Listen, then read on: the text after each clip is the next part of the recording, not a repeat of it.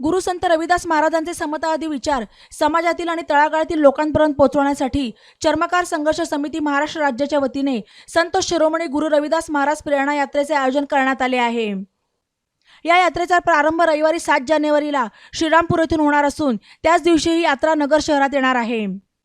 ही यात्रा पुढे कात्रज जिल्हा पुणे येथील संत रविदास महाराज तिसरे धाम या ठिकाणी जाणार असल्याची माहिती चर्मकार संघर्ष समितीचे संस्थापक अध्यक्ष शिवाजीराव साळवे यांनी दिली।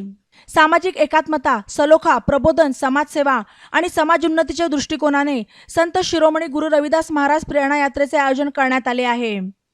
या यात्रेच्या माध्यमातून चर्मकार समाज बांधव एकवटणार आहेत।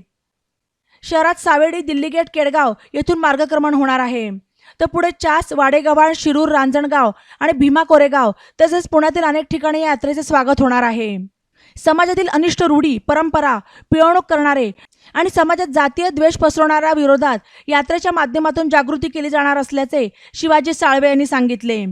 ई नवा मराठा यूट्यूब चॅनलला सबस्क्राईब करा आणि बेल आयकॉनवर प्रेस करा।